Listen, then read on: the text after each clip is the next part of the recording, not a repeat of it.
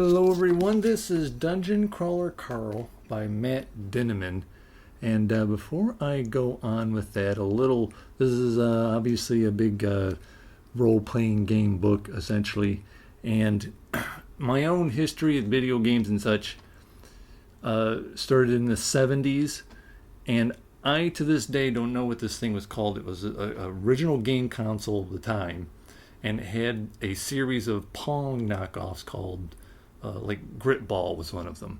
And I have tried to ask people online if they've ever heard of this thing. Never even heard of it. So I don't know what that was, and there were other competing systems as well. Eventually got an Atari. I actually turned over Asteroids once. I was very proud of myself. School trips where we stop off somewhere and, oh look, here's an arcade. Remember playing Zaxxon, and Spy Hunter was one of my favorites. Street Fighter. When I got in the Navy, we had an arcade available on base. Started playing Street Fighter. A lot of pinball too. Eventually would get things like a Nintendo and PlayStation. Super Metroid. Plays Armored Core, one of my favorites. I kind of fell off video games around Halo 2. And just had to work too much. Couldn't really get into games much anymore. Still a reader though. Role-playing games started for me in the 80s. Dun, dun, dun, Dungeons & Dragons, there's Redbox. Marvel Superheroes role-playing game. DC Superheroes role-playing game. Traveler 2300. And my primary experience playing tabletop role-playing games wasn't the best. We had some good times, but we weren't very good at it. And we just moved on, just didn't really play the games anymore. But the point is that it's amazing to me how much Dave Arneson and Gary Gygax, creators of Dungeons & Dragons, have changed the world. Because now you turn on a game, level ups, boss battles, quests, etc., etc. It's all still Dungeons & Dragons at the end of the day. This is loaded up with pop culture references, but not to the point of so much that it just bogs the thing down. I have one small quip, one tiny little teensy weensy quip. As an example, there is a zombie raised, and it is given a bomb which it holds over its head, and it's going to go do a suicide run at the boss. And he puts in here, just like John Cusack can say anything with his radio. And I thought, well, one, that's a bit of a forced reference in there. It just kind of, what was that for? But two, those two things don't have anything to do with each other just because somebody held something over their head. A better one would have been Adam West in Batman, who actually ran around with a bomb about ready to go off over his head. So I just, A, make a correct connection, and B, don't force the issue. It just makes people who have been doing stuff like this kind of cringe just a smidgen bit. But that's a minor quip. The book is all kinds of fun, easy to read, easy to get through. Carl and his now in the game sentient cat, Princess Donut. He's a interesting character. So he doesn't take a. You could almost, if Dinniman didn't do such a good job with Carl, he could have been overshadowed by the sidekick, Princess Donut, because she's got all kinds of characters. She is so much fun. You talk about game theory. Let's see. Let's get this group to attack this group. We'll start a war between them, and while they're warring, we'll go steal all their stuff and kill their leader, Princess Donut.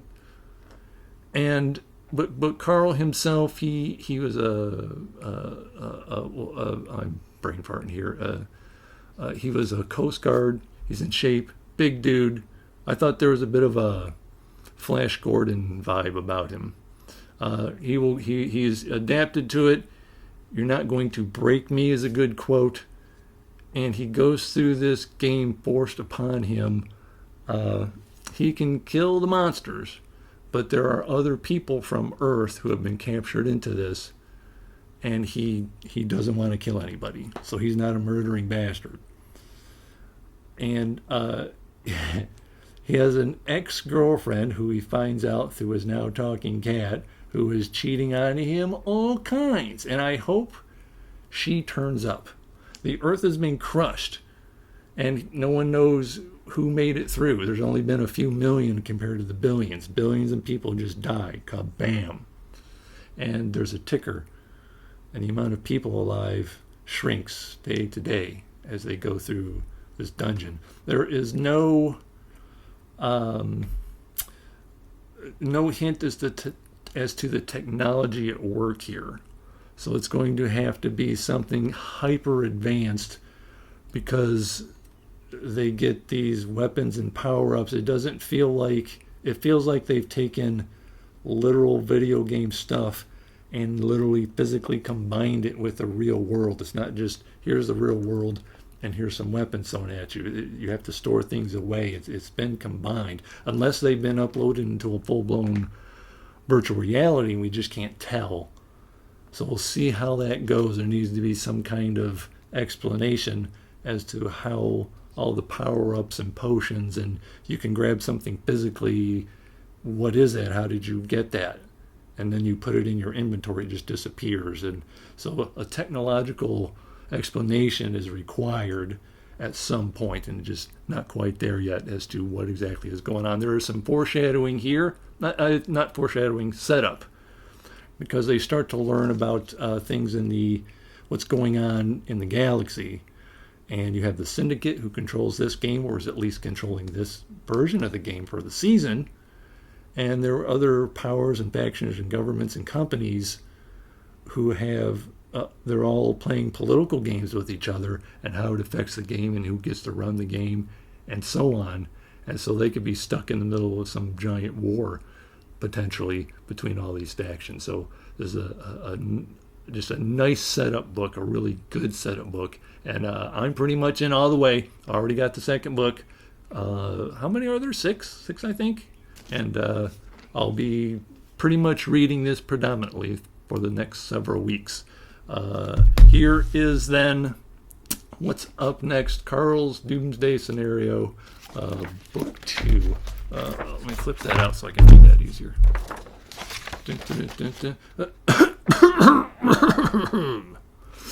The aliens have come and they've transformed Earth into a multi-level video game like dungeon.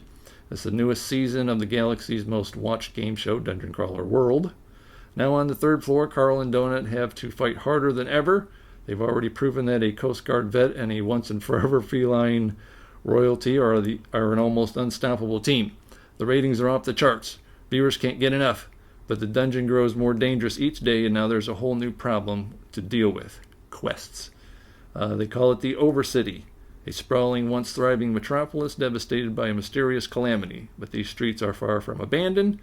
An undead circus trawls the ruins, murdered women rain from the sky, an ancient spell is finally ready to reveal its dark purpose. Can Carl and Donut solve the mystery in time, and can Carl finally find some pants? Carl was whisked away to this world in his underwear and barefooted, and he's still barefooted at the end of book 1. Oops.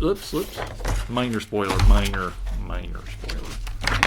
That's it. I might actually take a little side quest of my own after this book, because let's see, I believe it's called Heart of the Wordwood by R.J. Barker, comes out tomorrow, and I'm going to get it. And I'll take a break right after this one, read that book, and then jump back right into Dungeon Crawler Carl. Good stuff there. Lots of fun.